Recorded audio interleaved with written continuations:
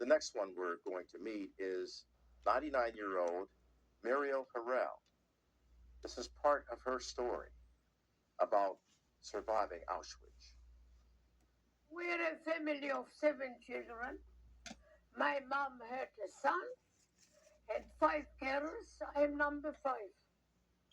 And one son, the smallest, 7 children.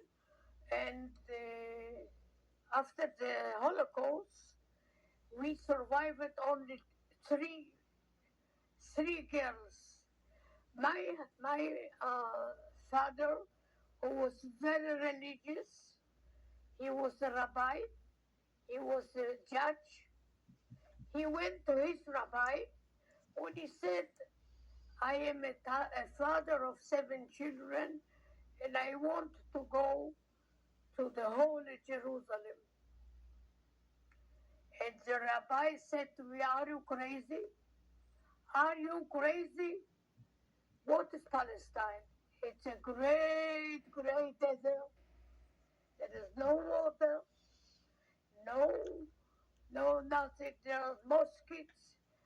There are some Arabs, small Arab terrorists, who will kill you. And the Holocaust, to understand what is Holocaust, can you imagine yourself? I was 14 and a half when the Holocaust began. But it was 5.5 years that I was in a danger, 5.5 years, every moment, every second.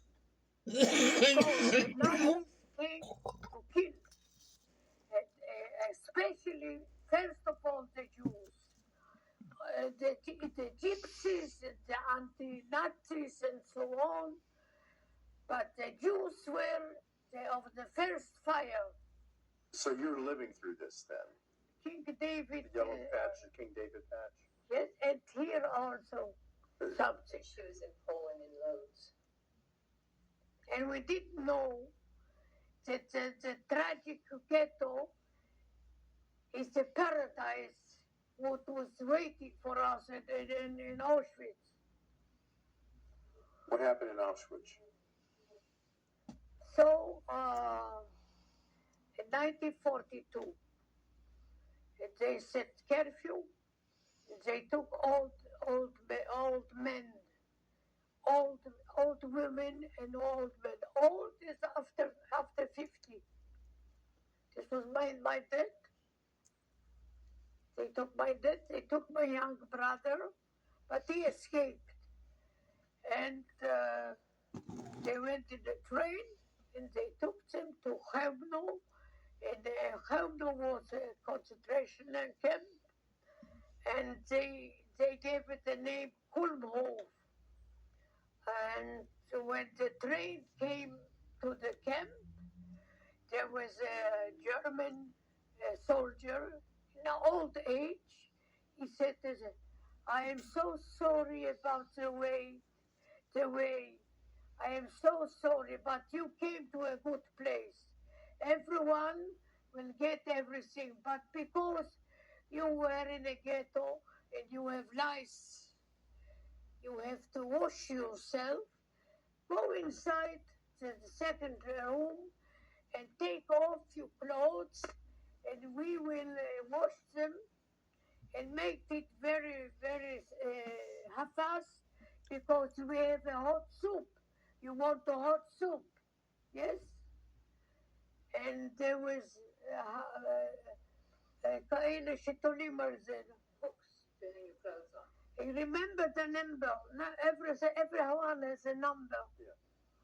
And all of them took off their clothes. And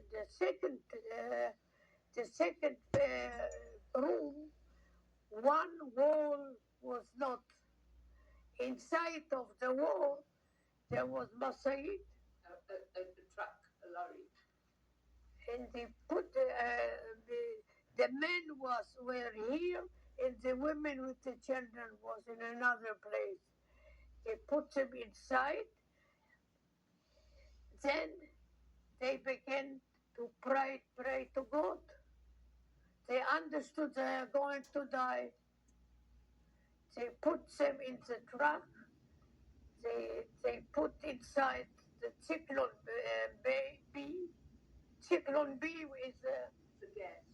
the gas. And it took 10 minutes. All of them were dead. And after the Holocaust, I went with young people to Poland to show them the places. You look, the old, I have here with the small children, with the children 17 years old before the army, and with the officers too, with the army. I went to Poland, and we saw Sunday a field, and when all of them were dead, they put inside it the holes and went to get another. This was the place where my dad, so believing, was dead. And the rabbi in the ghetto said, no prayers for dead people. They will come back. We don't know. We were blind. We didn't know anything. So we said, Mommy, you are not a widow. Don't cry. Dad will come back. Dad will come back. Dad will come back. And I was so thin. I looked like 11 years old. And I looked around, and there came to me a man who was a Jew. And he was in Auschwitz a long time. And he such a, he told me, dear girl, say that you are 20. Look, it was 44. I was born 24. But it was August, and I was born in November. I was not yet 20. I said, I am not 20. Why should I lie? He said, do you want to live? I didn't know that I am 3 meters near the gas chamber. And then we stood, we had to go and leave everything. We will give you later. And there was a man, very elegant, very tall, and his name was Dr. Joseph Mengele. He was the great murderer in Auschwitz. When I stood nearby, he looked at me and smiled. He said, "The Alps to my kid. How old are you, my child?" I said, 20. I had nothing here. He said, "Go right." Right was to live meanwhile, and left was to the gas chamber. Immediately to the gas chamber. So you're there with the He sent me Mengele. to the right place. He understood that I am still young. I can work for the Germans. All other pregnant people, old people, children, everyone was to die at the same day. And I was sent right with other girls. And you could smell it. You could smell it. And there was the smell of the couple said, she's crazy, don't believe her.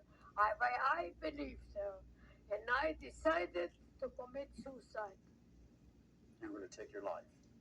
I didn't want to live to go, in the oven.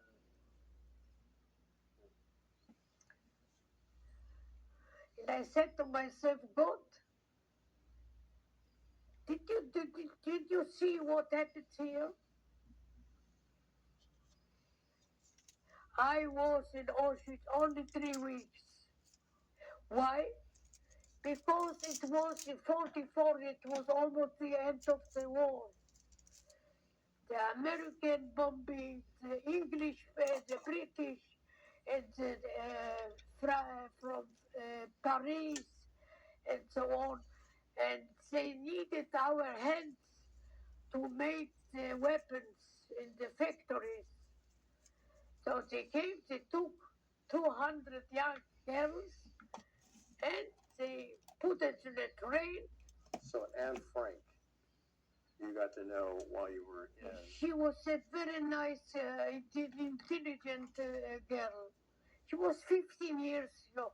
She had a journey. She wrote a journey when she was in a The shelter. Diary of Anne Frank. And she was, the happiness was that her father, Otto, stayed alive. He survived. He found the journey. And he wanted a lot of money from the publishers about the journey. I know a lot of people who wrote, but nobody stayed alive. Could not find. You remained alive to write about it. Huh? You remained alive and you've written about it. Yes, because I remember everything. And then came the great date, 16 on April 1945. And there was an alarm, and all the German women ran out, and they didn't close the door. It was a bombing. It was an alarm. They went out, and we have small, very small windows, and we saw tanks. And we were sure they're going to kill us. What can be understood? And then on the first tank was a very tall man, black man. Black soldier. And we remember the Olympiada in Berlin in 36. His name was Jesse Owens. He got 4 medallions. Then we understood this is not the German army, because a black man is not in Germany. And we went out, they came to us, who are you? And from one of the tanks came to us a Jewish lieutenant. He said, you are Jewish children. He gave us books to say a prayer for the you are all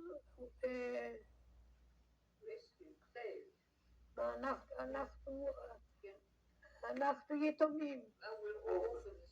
We are orphans, and you have to say a prayer. We have a prayer, special prayer for the dead people. And we said the prayer. And then they gave us food. They gave us, I got so great shoes. Half my size. And they gave us food. And after a few weeks, when we felt not so weak, we decided to go back to Poland to look for our family. So I came to Poland, I came to my home, and nobody, I didn't know nobody. They came people from Palestine, and they said to us, we will bring you to Israel. So I came to Israel just before the Great War, the Independent War. And I was married with a man, and I had a son who now is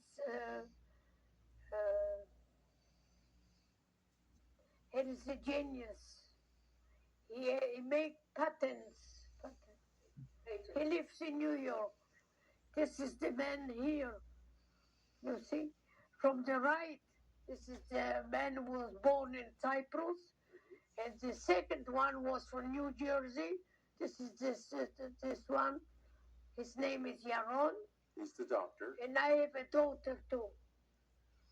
Now I have a great brother. I have 3 children, 9 grandchildren, 9 grandchildren, and 4 grandchildren. That's incredible. One is on the way. The woman is 50 years, 50 months pregnant. Thank you for Yes, sharing now this. ask everything. No. Thank you for sharing your story. It is a remarkable story. All that you survived. You have a son who has made several patents for inventions, Yes, and you have another son who's a doctor who came back here after October Yes. 7th. You have a daughter after October 7th. Do you see a comparison between what you went through in Auschwitz to the attack on October 7th, 2023? no, because it was one day, and we have 5.5 years. How can you compare it? One day, you can live one day in